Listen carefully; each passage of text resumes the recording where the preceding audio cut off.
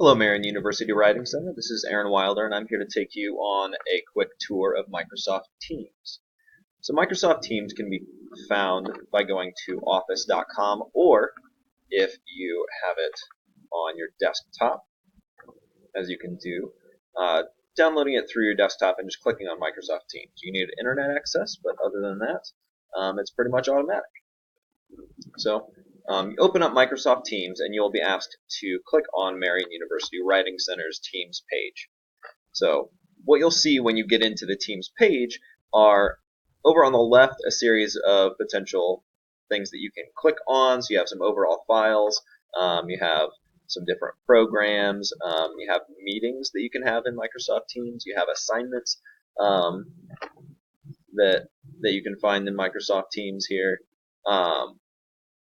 You can start chat in Microsoft Teams, and then you have activity. So that's the thing that tells you everything that's kind of gone on recently in the Marion University Writing Center Teams page. But primarily you are going to be concerned with these channels over here, because these channels are going to be the organizing body by which you get to various types of things that you will need to accomplish in Teams. So first we have, as an example, we will use the General Writing Center Team channel. So when we get into the General Team channel, we can see that there's conversation that has been going on. A lot of people have been added. Some other channels have been created. There's some committees that have been created, changed. So this tells you kind of the recent goings on. You can also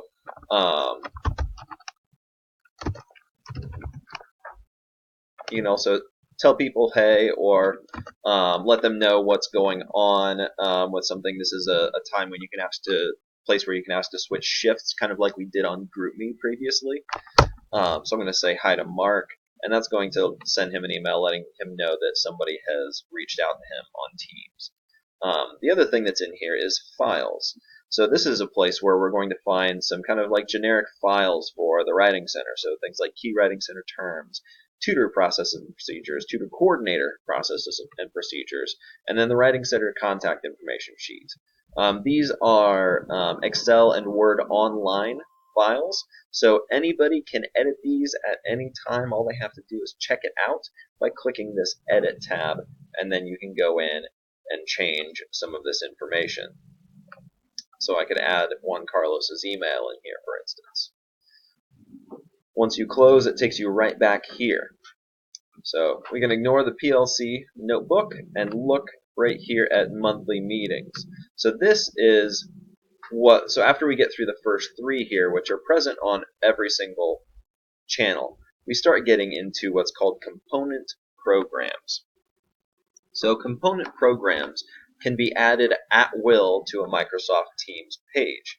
Right here you can see that we have something that looks very much like Trello, in that it is a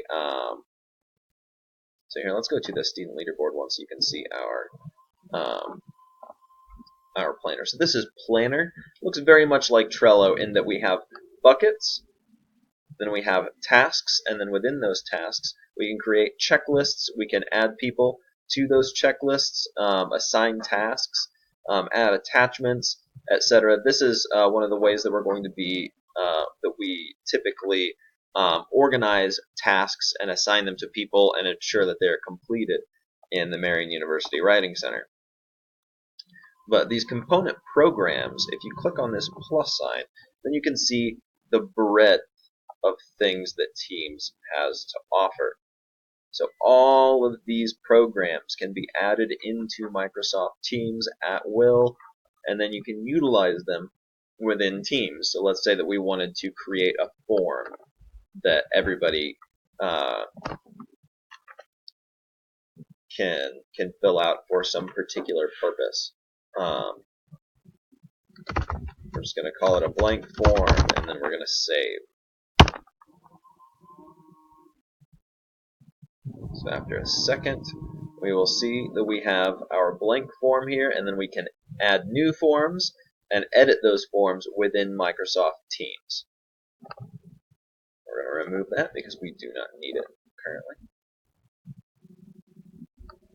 The other thing that can be done in Teams is this kind of task sharing.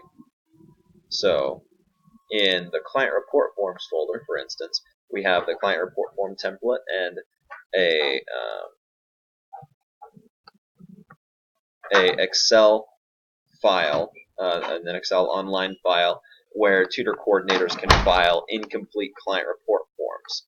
But in here we have a kind of a record of all of the appointments that have been booked and how many of them have been completed. So as soon as you complete a task, such as if the Writing Center completed their appointment with Aaron Wilder at Mother Teresa Hacklemeyer Memorial Library at 12 p.m. on 8/7, before this 8/8 deadline, they can click this complete task button and it just simply goes away. So whereas Trello, the tasks sort of piled up, in Teams, in here in Planner, they all collapse within themselves. So we can make this number go up to as high as 5,000, and you would still only see the presently necessary tasks up here in the booked appointments and assigned client report forms.